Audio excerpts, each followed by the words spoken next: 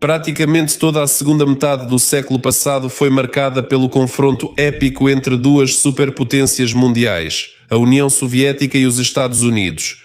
Felizmente, nunca chegou a acontecer um conflito militar direto, mas várias vezes o mundo esteve literalmente à beira da destruição nuclear.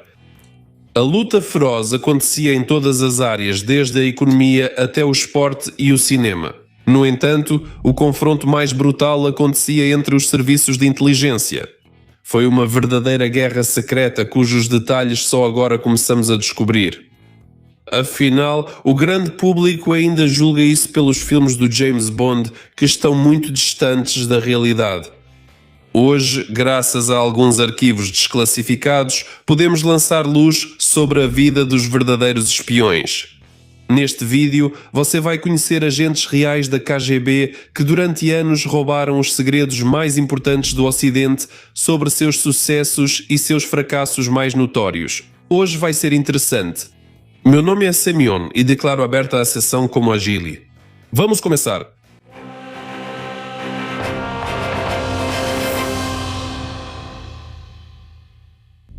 Ilegais e espiões diplomatas.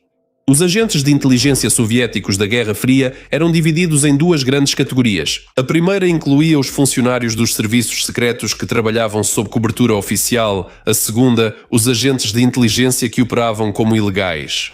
Pode-se acrescentar que, nesse aspecto, a KGB não era uma organização única. Assim, todos os serviços secretos do mundo atuavam e ainda atuam hoje. Os espiões soviéticos sob cobertura oficial trabalhavam formalmente em embaixadas, várias organizações, representações comerciais e missões culturais.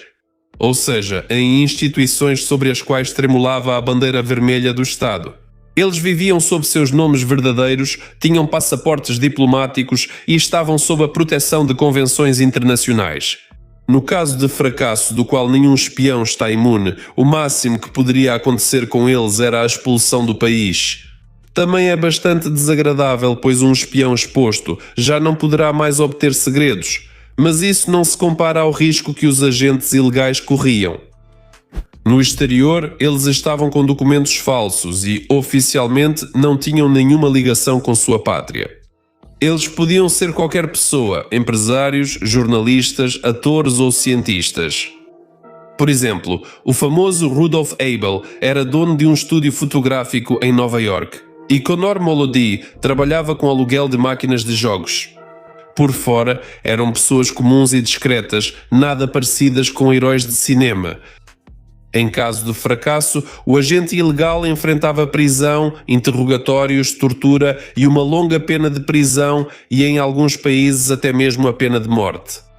Além disso, a embaixada não podia ajudar o espião de forma alguma, restando a ele apenas esperar por uma possível troca que acontecia raramente.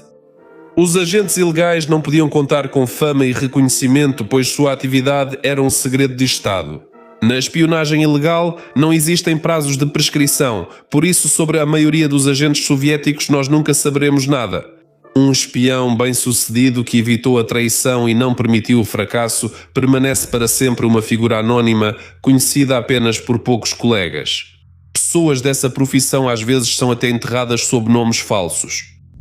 Como eram preparadas as identidades de cobertura? Identidades de cobertura para agentes da KGB. Um dos principais componentes para o sucesso de qualquer espião ilegal era a sua identidade de cobertura. Por isso essa questão recebia enorme atenção, e aqui tudo era feito nos mínimos detalhes. Por exemplo, se na casa da pessoa por quem o agente se passava morava um gato, ele era obrigado a saber não só o nome e a cor do animal, mas também seus hábitos. Sem falar da própria casa, o espião deveria falar sobre ela como se realmente tivesse trabalhado lá, como se tivesse nascido e vivido ali a vida toda. Às vezes criavam uma biografia praticamente do zero para o agente ilegal, a partir do registro de nascimento no livro da igreja. Por exemplo, Conan Molody, segundo a lenda, era um empresário canadense cujos pais morreram a caminho da Inglaterra. Depois, ele foi para um orfanato britânico, também bombardeado pelos nazistas. Da documentação, só restou o registro no livro da igreja em Toronto. Usando esse registro, os especialistas da KGB prepararam para Molody todos os documentos necessários. Além disso, para a confecção desses documentos foram usadas tintas, papéis e carimbos autênticos. Eles eram adquiridos especialmente em várias partes do mundo. Normalmente, os agentes ilegais chegavam ao seu destino não diretamente, mas passando por vários países de trânsito, trocando de documentos a cada vez. Isso dificultava ainda mais o trabalho da contra-espionagem. Após a chegada do agente ilegal ao país de residência, começava o processo de legalização que durava de 2 a 3 anos. Nesse período, o agente encontrava moradia, conseguia um emprego ou abria seu próprio negócio e fazia contatos úteis. Em resumo, ele se tornava um dos seus naquele novo país. Os agentes ilegais procuravam não aparecer perto de instalações especialmente importantes ou secretas, pois isso representava um risco desnecessário. Para obter segredos do inimigo e não cair nas mãos da contra-espionagem, a inteligência precisava encontrar um equilíbrio, estar não muito longe do objeto de interesse, mas não próximo demais dele.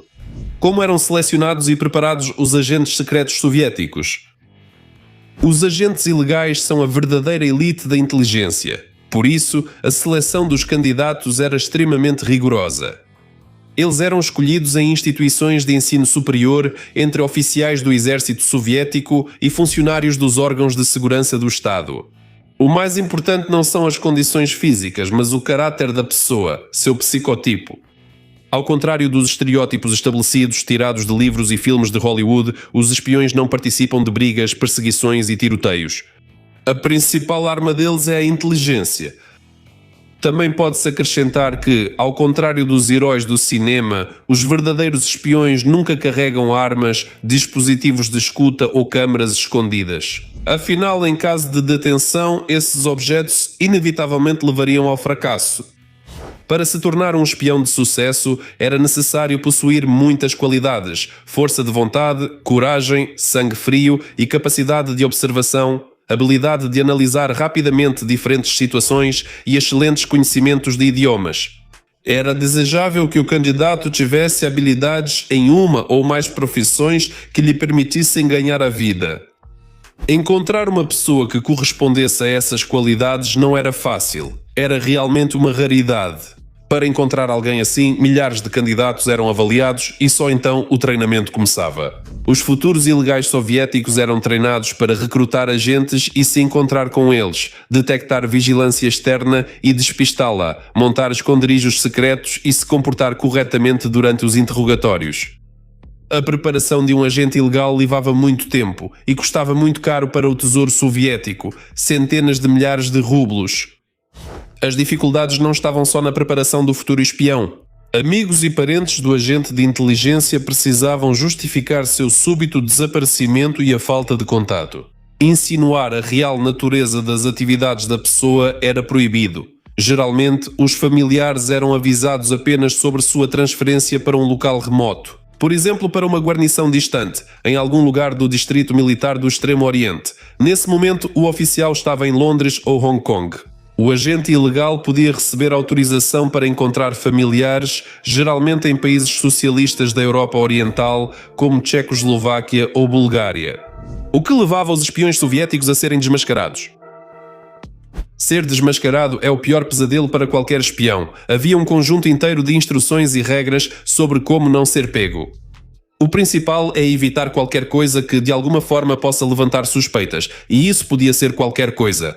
Gastos muito altos, interesse evidente por segredos de Estado, comportamentos estranhos e assim por diante. Um verdadeiro agente de inteligência não deve se destacar em nada, por isso levar uma vida de luxo é um tabu para ele. O esbanjamento arruinou vários agentes soviéticos no Ocidente. Além disso, não se podia mostrar fraqueza por mulheres. Era especialmente proibido cortejar mulheres elegantes. Por esse tipo de comportamento, as pessoas eram rapidamente chamadas de volta para a pátria. O álcool também era proibido, pois sob o efeito da bebida, a pessoa perdia o autocontrole, o que era fatal para qualquer espião. Por exemplo, o assistente do famoso Rudolf Abel gostava demais de beber, o que teve as consequências mais tristes para ele. Um comportamento incomum do agente de inteligência podia até levar ao desmascaramento. Por exemplo, um dos funcionários da inteligência da KGB lembrou de um caso em que um casal tentou recrutá-lo em um trem. Como um elogio, disseram a ele que suas previsões políticas sempre se realizavam. Por isso, ele deveria pensar em uma carreira como agente de inteligência. O agente soviético percebeu que estava à beira do fracasso. Seu comportamento era profissional demais e não correspondia à cobertura de empresário comum que ele mantinha. No entanto, na maioria das vezes, a causa do fracasso dos agentes ilegais era a traição. Durante a Guerra Fria, muitos oficiais de alto escalão dos serviços soviéticos fugiram para o Ocidente ou começaram a colaborar com as agências de inteligência ocidentais. Eles entregaram os agentes ilegais. Por exemplo, Oleg Gordievsky, da primeira direção principal da KGB, revelou centenas de agentes soviéticos aos britânicos. A informação era tão valiosa que o MI6 nem sequer se atrevia a usá-la para não expor o desertor. Ou o próprio Anatoly Golitsyn, que entregou dezenas de espiões soviéticos aos americanos e levou à exposição definitiva de King Golitsyn. As residenturas ilegais soviéticas procuravam ser pequenas, para que, em caso de fracasso, as consequências fossem mínimas. Se elas cresciam demais, eram divididas em duas. Se uma rede de espionagem fosse descoberta, a outra poderia passar despercebida. Algumas palavras finais. A espionagem ilegal soviética pode ser chamada, sem exagero, de um fenómeno único. Outros serviços secretos também tinham agentes ilegais, mas em nenhum outro lugar havia agentes que vivessem por décadas em outros países e coletassem segredos. Algo semelhante existe apenas no Mossad israelense, mas ele se apoia nas numerosas diásporas judaicas espalhadas pelo mundo todo. Dizem que os americanos também usaram agentes ilegais no território da URSS, mas eram missões de curta duração que duravam alguns meses. Os espiões soviéticos viveram uma vida dupla durante décadas. Estavam constantemente sob a ameaça de serem desmascarados e de serem presos, e mesmo assim conseguiam obter informações valiosas para o seu país. Vamos torcer para que, à medida que os arquivos forem abertos, possamos aprender mais sobre os agentes secretos que estiveram na linha de frente da Guerra Fria. Tchau a todos!